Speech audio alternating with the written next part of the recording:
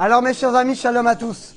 En l'honneur de Rabbi Yaakov Ichatera, dont c'est Teila Iloula, et de la Parasha Vaera, on va voir ensemble un petit chidouche de Rabbi Yaakov qui est exceptionnel pour la slacha de notre ami Avraham, Ben Shalom, délivrance matérielle et spirituelle. Alors c'est vrai que Rabbi Yaakov, bon, c'est quelqu'un d'une dimension qui nous dépasse. Là on va faire un petit extrait tout petit de Marsof à Lavan, qui sont des commentaires ésotériques sur la Parasha. Et là, c'est la bombe pour comprendre la Parasha à un niveau plus profond. Alors, nous dit Rabbi Yaakov, vous le savez, c'est connu que, vous savez que Caïn a tué Hevel. Et le problème maintenant, il va falloir réparer la grave faute de Caïn. Et vous allez voir que dans notre Parasha, on assiste à la réparation de la faute de Caïn. Comment? Alors, vous savez que quand on parle d'abord de Caïn, quand il a été puni, la Torah nous dit Yukam Caïn, il sera puni au bout de 7 générations. Yukam. Comment on écrit Yukam dans la Torah? Yud, Kouf, Mem.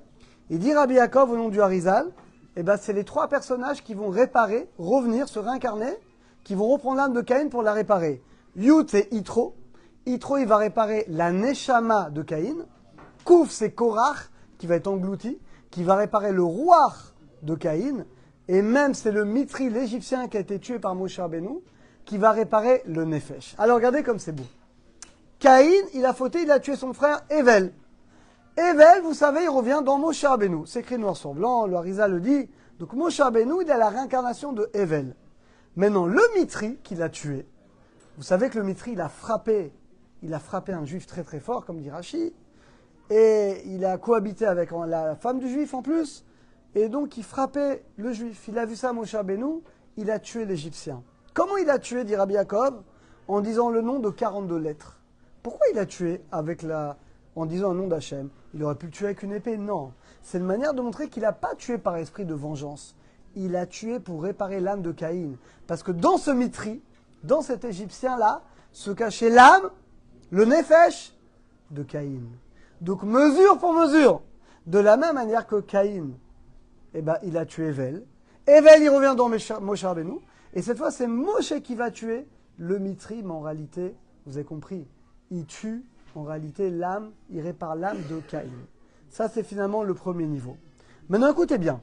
Au moment, nous dit Rabbi Yaakov, le même jour, parce qu'une grande question qu'on se demande, on sait que Yitro fait tchouva. Au moment où il va rencontrer Moshe Rabbeinu, il fait tchouva. Rachid dit qu'ils avaient excommunié toute la famille. C'est pour ça que les bergers vont agresser les filles d'Yitro. Et on se demande, mais pourquoi pile à ce moment-là on fait tchouva? Nous dit Rabbi Yaakov, écoutez bien. Le jour où Moshe Rabbeinu, il va tuer cet Égyptien, le Nefesh, la première partie d'âme qui était chez l'Égyptien, maintenant il est mort. Où est-ce qu'elle va aller? Chez Yitro. Donc Yitro, il a non seulement la Neshama de Caïn, mais il a aussi le Nefesh. Et c'est le même jour il fait tchouva. Il renie l'idolâtrie et il commence son processus de tchouva. Le même jour, il va rencontrer qui? Moshe Rabbeinu, qui va se sauver d'Égypte, qui va se marier avec Tzipora. Alors, qui est Tzipora?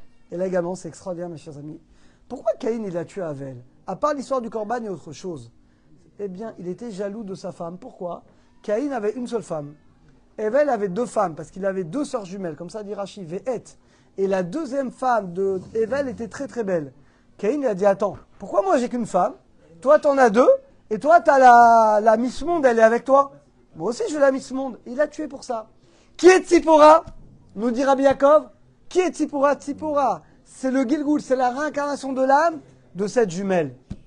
C'est pour ça que Yitro, comment il va réparer l'âme de Caïn? Écoutez bien, Yitro, vous me suivez? Yitro, il va donner sa fille en mariage. Il va donner sa fille en mariage à Moshe, sa fille Tzipora. Nous dit Rabbi Yaakov. À partir du moment où Yitro, il accepte de donner sa fille Tzipora en mariage à Moshe Rabbeinu, bah c'est comme si Caïn, il rend la femme qu'il a volée à Moshe. Parce qu'on a dit que Hevel, c'est Moshe Rabbeinu, et que Yitro, on a dit, c'est Caïn. Donc en réalité, quand Moshe se marie avec Tzipora, eh bien, Yitro répare la faute de Caïn. Donc regardez, on a réparé le Nefesh de Caïn quand Moshe a tué l'Égyptien. On a réparé la Neshama de Caïn, c'est Yitro quand il rentre Tzipora. Et le Ruach avec Korach, Korach. Comment Caïn l'a tué Hevel? Le Rabban, il dit qu'il a poussé dans des sables mouvants, la terre l'engloutit. Et Korach, comment il va réparer?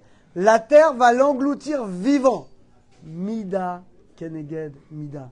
Donc on a réparé le Nefesh, le Ruach et la Neshama de Caïn. Et pour la fin, un autre petit mot. Il a fait une autre faute, Caïn. Il a dit Liden velidayan, comme dit le Targum Onkelos. Il a dit il n'y a pas de juge, il n'y a pas de jugement, il n'y a pas de monde futur, il n'y a pas de récompense, il n'y a pas de punition. Il a renié la providence. Comment il va réparer?